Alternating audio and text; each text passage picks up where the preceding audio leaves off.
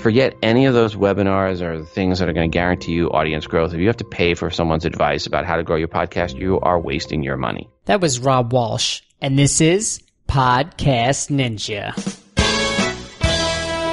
Podcast Ninja. What's going on, ninjas? I'm your host, Anthony, and this is Podcast Ninja, a show that interviews the most successful podcasters in the game. My goal is going to be super simple.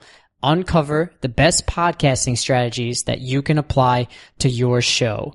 In today's episode, we have Rob Walch, who is the host of Today in iOS, co-host of The Feed, and Podcast 411. He is the VP of Podcaster Relations at Libsyn and the co-author of the book Tricks of the Podcasting Masters. We'll get to that interview in just a moment. First, I want to thank you all ahead of time for subscribing to the show on iTunes. And if you're not sure how to do that, just go ahead and go to podcastninja.net/iTunes.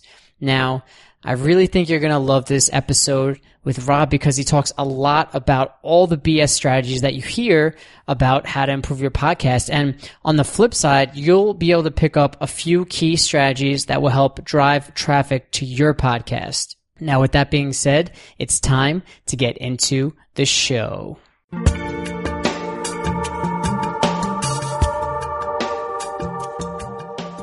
All right. Welcome to Podcast Ninja, Rob. How you doing, man? I am doing excellent. Yourself, Anthony? I'm super excited just to actually have someone of your caliber on the show. And you're a New Yorker, right? Where you from in New York? I'm a Long Islander. I'm from Bayport. It's funny how you start switching on the accent when you start talking. I could flip it back. My mom is. I talk to my mom, so every now and then I go back to Long Island and I start picking it back up real quick. Where in Bayport I lived, it was like everybody's parents were from Brooklyn. So it was like we were this little spot in Bayport where everyone had a Brooklyn accent. Okay. Yeah, I think if anything, my family might be more from Queens, but I was born in Nassau County and then I moved out to Suffolk County. Where in Suffolk are you? Well, I grew up in Central Islip part of my life, and then we moved out to Port Jeff Station. Okay. Yeah, we used to play both you guys in sports in high school. Different year, maybe. I was born in '89. Yeah, no, that's way different years. Yeah, I was graduated out of college by '89. So let's fast forward a bit. You've been in the podcast space since like 2004, right? A long time. Yep. Late 2004 is when I started podcasting. So, wait, what was that motivation to get you started podcasting in the first place? Hobby. I was just looking for a hobby. So I heard about it, and I was working and traveling a lot for work, and I just said, hey, this would be a nice hobby. I used to call into WBAB, so I'll put back to Long Island parlance. When I was in high school, every morning I'd be calling into WBAB, Bob Buckman in the morning, and to the point where Bob gave me the backdoor number. So I had this backdoor number to BAB so I could call in and get past all the busy signals. And if I had a joke or something I wanted to say, I can get in. But I had an uncle that owned a radio station on Long Island, and he told me, whatever you do not get into radio. So I became an engineer instead. But I always kind of had that draw to radio. And here was a hobby that could kind of get me back into what I used to be passionate about. Nice. I like that. I like that word passion. And what was the first podcast you came out with, by the way? Podcast 411. It was a podcast about interviewing podcasters. It was the first one that was about podcasting. It was the first podcast about podcasting. That was the whole idea behind it. It was just interview podcasters, learn their tricks and traits and the art of podcasting. That was what it was about. That's really cool. And I think a lot of people listening could really relate. And sometimes it just starts with just a passion, you know? So if someone's listening and they want to take their passion and kind of flip it to a podcast, do you have any general advice to kind of get them started in the right direction? Have a laptop or a iPhone, get a mic. I mean, you can get the iRig mic Lav 2 pack, and you can lav yourself up and plug it right into the iPhone and start recording. Use Boss Jock and Twisted Wave Editor. That's all you need on the iPhone. On the Mac, GarageBand. On a PC, Adobe Audition or Audacity. That's it. That's really in the mic. You can use an ATR 2100 mic or a Yeti mic if you have a quiet room. I like the Yeti. Right now I'm talking on the Yeti Pro, which is the same sound as the Yeti. Just has some additional connections, but it doesn't take much. I mean, you're talking about $150 at the most, really, and you've got what you need just to get started. And then you just need a place to host your podcast. Obviously, that's my day job, Libsyn. I'm biased, but I was recommending Libsyn long before I worked there. And get your files up. Whatever you do, don't host it on your WordPress site. Ugh. But so yeah, stay away from that. Yeah, everything you're saying so far is super obtainable. Just get it going, get started, and don't worry so much about getting expensive equipment in the beginning. And you kind of brought up hosting, but I'm curious what you think or what you would say Libsyn brings to the table that's different from platforms like Blubrry or Podbean, you know? Yeah, those are other good choices. And you want to stay away from things like SoundCloud or Podomatic. Those are ones you would stay away from. But yeah, if you didn't want to go with Libsyn, Blubrry or Podbean would be two other good choices. What you're looking for is you want a place where you can easily have your RSS feed created, that can manage your files, that's never going to take your files down. So, I mean, that's one of the things with Libsyn. When you upload a file, it'll be there for as long as your account's open. I've had an account with Libsyn since March of 2005. Those files I uploaded in March are still active today on the account. So yeah, you can go back and listen to the Podcast 411 shows. I actually had to move over to Libsyn because I originally was self-hosting, and my show started getting popular. And that's one of the reasons you move over to a podcast host, is so it doesn't hold your whole website down. And then there's a lot of other tools with Libsyn. I really don't want to make it an infomercial on Libsyn. You can go to Libsyn.com and learn the tools. But last year we delivered over 25% of all the downloads that went through iTunes. No one else was even 10%. A lot of the big name shows people know of, Tim Ferriss, Joe Rogan, Mark Maron, like Welcome to Night Vale, Nerdist, HBO, Bill Maher, all the NFL Network shows. Those are just a small sampling of shows that host with Libsyn. Yeah, I could definitely agree because I think it's super reliable. And also the people that work for the company is just like super supportive, and anytime I email you guys, you're super responsive, respond so quickly, and I think overall the community in general is super supportive. So let's say someone has the passion, they have the idea, now they're going to start uploading. I had a question that one time someone asked me about ID3 tagging, and should we be focusing on that super hardcore, or what's the best practice there? It's still a best practice to put in ID3 information. Now, if you're not using an editor that can easily put in the ID3 information, which by the way, iTunes application, which is free on Mac and PC. So if you don't, for some reason, want to use the iTunes application, or you're creating it on a smartphone where you can't put in all the ID3 information, you can still have that information added in. If you're hosting with Libsyn, we can overwrite what you had in there if you want. It's an option. We can also, if you have the information in there, set up your new episode based on the information that's already in your ID3 tags. But it's not difficult to do. I've got a tutorial. If you go over to podcast, actually, if you just go into iTunes and search for Podcast 101 or Podcasting 101, there's a tutorial in there, and it'll take you through how to edit ID3 tags. And it's one of the chapters in there. It goes over it in very deep detail on what you can put in and how to edit your ID3 tags. And it's a free iBook, so I'm not making any money. So just Podcast 101, you'll find the free iBook in iTunes. I like that. You know, we like to keep costs low, especially for people starting out. And what about optimizing RSS feeds? I've heard a lot about that. Does it actually optimize your ranking, or I'm curious what your thoughts are on that? Your RSS feed will have no impact, zero, zip, nada, nothing to do with your SEO for your website. It'll have nothing. Anybody telling you that your RSS feed is going to somehow impact your website's SEO positively or negatively is full of malarkey. It does not have any impact at all on your website's SEO. None. And that comes from the guy inside Google, right? That's their SEO expert. So that was from the guy inside Google who's their SEO expert that said, no, RSS feeds do not impact your website's SEO. Okay. Period. That's one of those two big rumors about SEO in the podcast world that are FUD out there. The other big rumor is that having your content on another site is going to hurt your site's SEO. So you posting, like if you had your post on your website and then you wanted to create a Blogger post and a Tumblr post and you put the content up in Blogger and Tumblr, people say, oh, that's duplicate content. That's going to hurt your site. No, it's not. Because if duplicate content hurt your site, then there would be a whole industry built around creating duplicate and triplicate and quadruplicate content on other sites for your competitor site so that you'd be copying their content over and hurting your competitor's SEO. And there isn't that industry. And Google doesn't penalize you for having your content in multiple places. Now, what might happen is one of those other places might get a better SEO than your place, and that might get a more priority for where stuff goes. But if you're creating a podcast, do you really care? No. I mean, the more places your content is, the better. And if your Tumblr page gets a better SEO than your current page, well, then people are finding you on Tumblr. Maybe eventually they'll come back to your webpage. So the only downside to having content in multiple places is it may send people to multiple places. Now, if your website's all about supporting your podcast, that's a good thing.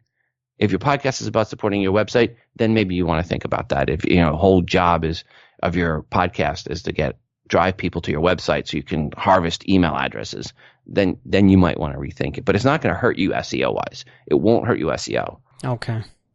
Well, actually, could you go into any iTunes strategy that could actually help your ranking? I know when people launch their show, there's a lot of got to get in the news and noteworthy section, but what's actually helping someone rank over a short period of time when they just launch, Okay, so I call it ISO. So iTunes search optimization. And so SEO is your website, ISO is iTunes, and they're two different things. And the way iTunes ISO works, it's based on what's in the title of your show and the author tag. But if you game your author tag, you will never get featured in iTunes. Our last episode of the feed, if people go and listen to the last episode of Feed 94, I read a quote right from Apple that said, "We will not feature a show that spamming their author tag. So don't be spammy. But in the title of your show, you can have 2 or 3 keywords in the title of your show that people would be searching for, because iTunes search is all about the title and then the author tag. And then it's sorted by the total number of subscribers all time. So you want to drive as many people to iTunes to subscribe to your podcast, especially when you launch, which is why you should launch with 1 episode, not wait until you have 10 episodes. Get out there. As soon as you get your first episode, launch it. Because the longer you wait, the further back you fall in the SEO. Okay. What about description? Can I just slam a lot of keywords in there? Does that help? Oh, you can put as much as you want in the description. It doesn't matter. iTunes doesn't look at it. No penalization. Okay. But it's not penalization. It's just no effect. Oh, no effect. Right. Okay. iTunes does not look at that description. The only time iTunes ever looks at the description is they have a bot that looks around for dirty words. So if you have any profanity in your description, your show can get knocked out. But anything you put in your description has zero bearing, none, zip, nada, on the actual search results inside iTunes. Okay. All right. Cool. Is there a cap as far as how many words you should be putting in the title? I know if you have a title doesn't make sense to the keyword and you say this is about X, is there a max amount of words that you should be using, or?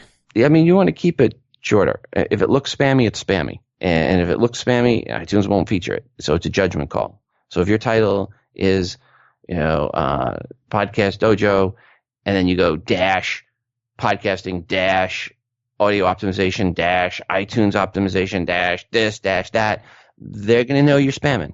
So, if you go, hey, today in iPhone or today in iOS, the unofficial iOS and iPhone and iPad podcast, that's not too bad. That'll get you, it won't get you nailed. So it has to be some value in the keywords, and they can't just be thrown up there, dash this, dash that, dash that. And I see people do that. I'll see such and such entrepreneur podcast interviewing people like Tim Ferriss, Seth Godin, Zig Ziglar. And I saw that from a podcast, and the guy started in September of 2015, and Zig Ziglar had died before that, like 2 years prior to that. So I'm like, okay, you're saying you interview people like this, but your first episode was 2 years after Zig had passed away.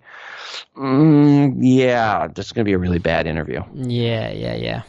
So, okay, what about outside? Can we talk about marketing outside of iTunes? How should people be marketing outside of iTunes to kind of get their show discovered? Well, outside of iTunes is, by the way, clearly the first place you want to be. That's where 70% of all the downloads come from. You got to be in the iTunes directory. You're not even a podcast if you're not in iTunes. If you tell me you have a podcast and you're not in iTunes, you do not have a podcast, because it's not just about the 70% that iTunes, Apple, and the podcast app control. It's also about another 15% that goes to Overcast and Shifty Jelly Pocket Cast and Podcast Addict, who all pull their directory from the iTunes directory. So if you're not in iTunes as a podcast, you're not in Overcast, you're not in Shifty Jelly Podcast, you're not in Downcast, you're not in a bunch of these other podcast aggregator apps. So you have to be in iTunes. That's first and foremost. That's 85%. Okay, now let's talk about the next most important place to be. That would be Google Play Music.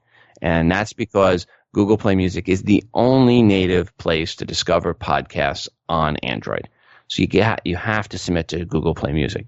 The numbers aren't great yet. It's still kind of hidden. It's inside Google Play Music. It's not overtly publicized inside the app, but it is native, and at least you can then tell people on Android, here's a link to my show. So you have a link to your show in iTunes, which covers the Mac, the PC, and iOS devices, and you have a link to Google Play Music, which covers Android. And that's 99% of the population that matters. Sorry, Windows Phone users.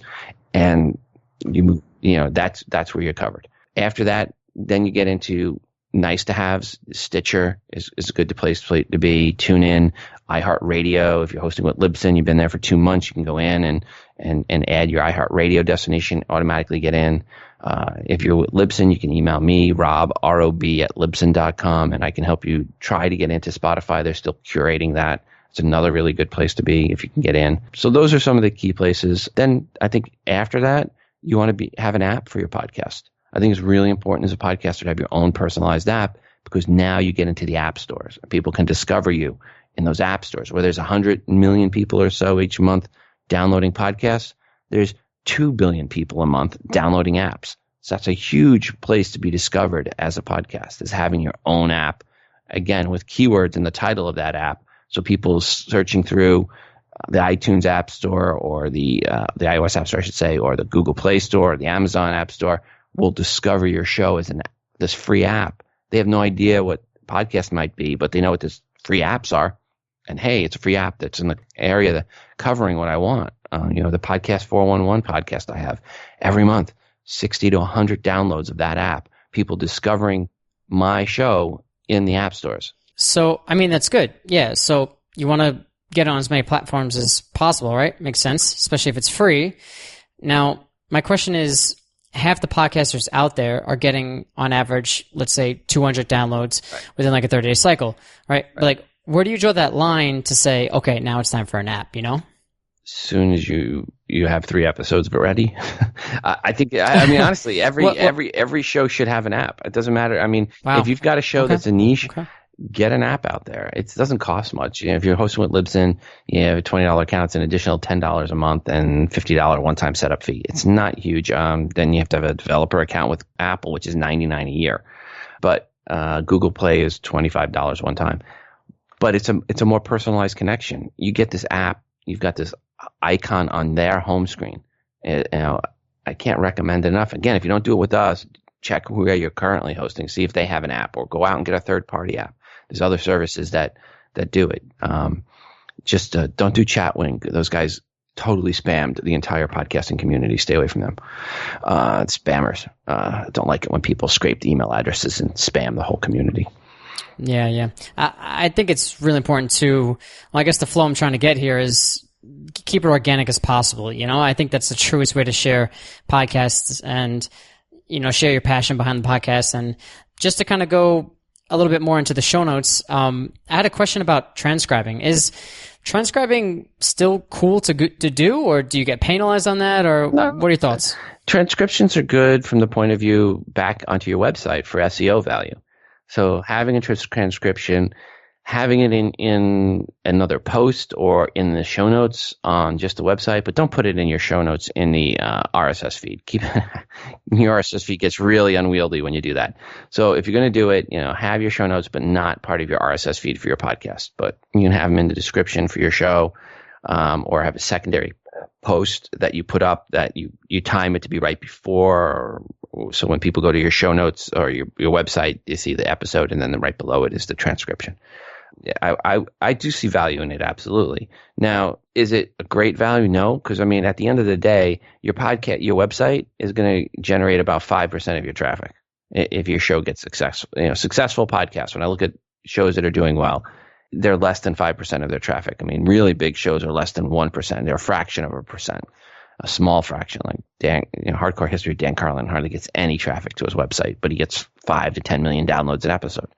Your website is nice, but it's not your primary thing. It's your RSS feed is your primary driver of your traffic. Yeah. I was just going to say, I speak from as a listener myself. I'm never clicking the website.